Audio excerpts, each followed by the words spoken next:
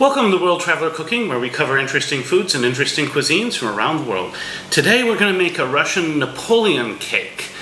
Now, I think this is in honor of driving Napoleon back from Moscow in 1812. For the Americans out there, when you hear the 1812 overture, it's not about the French coming to help the Americans. It is about driving the French out of Russia in the Napoleonic Wars. So, this is a layered cake, and while I'm making a dessert version today, I've also heard of savory versions. So, I think as you look at how this is prepared, a savory version will be pretty obvious in terms of how you do it. What you have here is you have sort of flaky pastry layers with a cream in between, which kind of moisturizes everything. And so while all the sugar is in that cream, it could also be used for, it could also put something savory in there instead. So I've heard of like pickled fish versions, for example. So what we have, our ingredients are a bit complex. I've divided things out, and for those of you watching on YouTube and Patreon, the recipe is in the description, broken out by component. So that will hopefully help things for your mise en place. We have 250 grams of baking margarine. If you don't want to use margarine, if you're at a place where maybe the margarine may have some health concerns, I would try clarified butter, but I'm not guaranteeing that. I'm following the Russian recipe here, so I'm using margarine.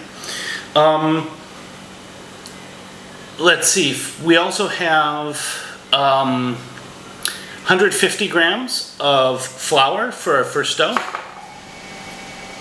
And that's basically the dough component 1. Dough component 2 uses 2 eggs, 250 grams of smetana or sour cream, and 180 grams of flour. We'll also use a few more tablespoons of flour in the process of rolling it out. And then the third component, I realize I forgot to bring the butter out, but we'll have 300 grams of butter, half a liter of milk, another few tablespoons of flour, about 50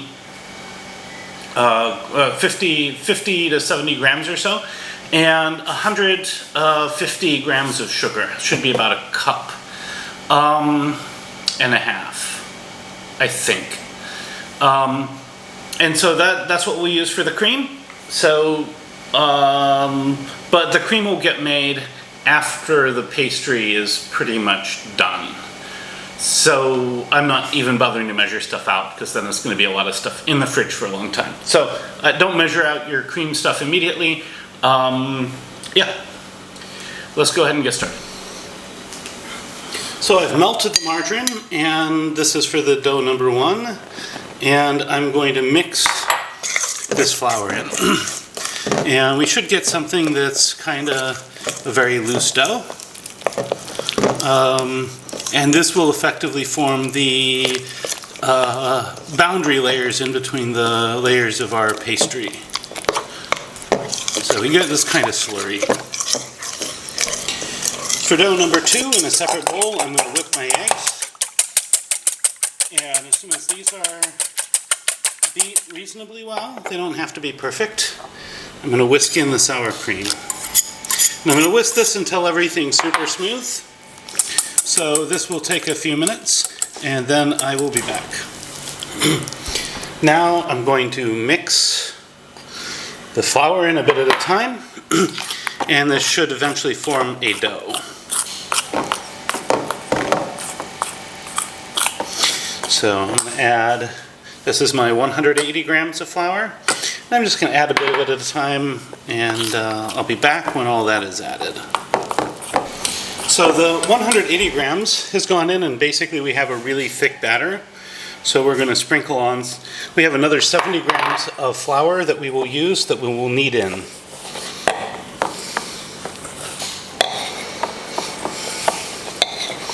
So we will knead this in, and you will note that it just slowly goes from being a thick batter to being a dough. So I've kneaded my second group of 70 grams of flour in, and this is still way too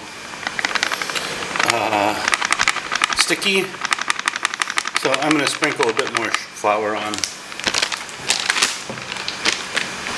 Now I'm going to divide this. I've divided this basically into 6 pieces, and on a well-floured board, if I need to, I will keep adding more flour. I'm going to roll this out into a very nice thin crust. And then on the top of that crust, I'm going to spoon in a bunch of this margarine flour mixture.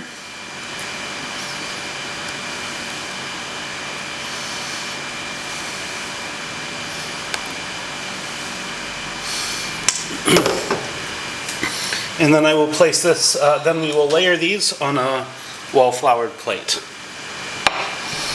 Now we will wrap this in plastic wrap, put it in the refrigerator, and be back in 12 hours. So once this has been in the refrigerator for 12 hours, and I have actually folded it over to make it easier to work with, what I'm then going to do is I'm going to cut this in half, and then each of these I'm going to cut into 9 or 10 pieces. Okay? Half of them are going to go back in the refrigerator, the other half I'll be working with now. So, and you can see how inside we have this nice lamination built, and that'll become important later. Oh, looks like I'll get 17. Alright, so each of these I'm going to try to work with from the top. So I'm going to fold them over like this. I'm going to fold them down like this. Then I'm going to roll them out and into a circle and trim them. Once it's rolled super thin, I'm just going to place a plate over it to get a nice round cake. And then we'll get this ready to cook. But I'm going to set this aside for now. So I'll put these on a baking sheet which is not greased. And I'm going to put these in the oven for 1.5 minutes, then I'll flip them and put them in for another 1.5 minutes, and then these will come out and I'll be on to the next ones. We will flip these, put them back in for a similar amount of time.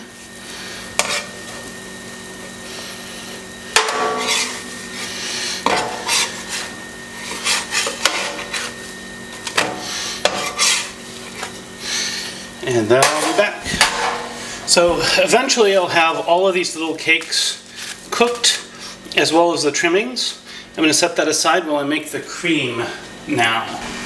So I have between 200 and 300 grams of sugar, and I've used 250, but you can make it a little more sugary or less if you like. And I've added 50 grams of flour to that. I'm going to stir it up so that the flour doesn't clump in the milk. And then I'll start heating my milk up. So once this is nicely mixed, I'll be right back. So we're going to put ½ a liter of milk on to boil. And then I'll stir in the sugar and the flour. So once this is close to room temperature, closer the softer your butter is, I'm going to take a bit of it and I'm going to work it into my softened butter. Now I have 2 kinds of butter here.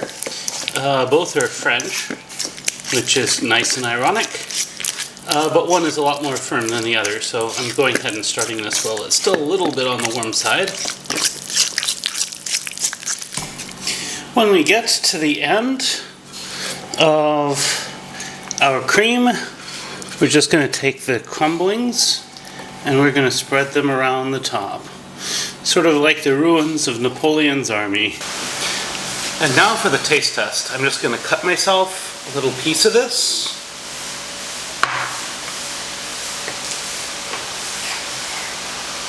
And you can see all these little layers in there. This is looking really interesting. I'm excited to try this.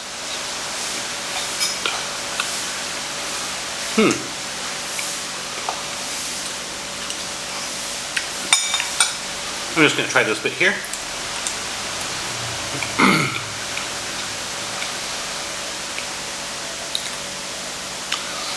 So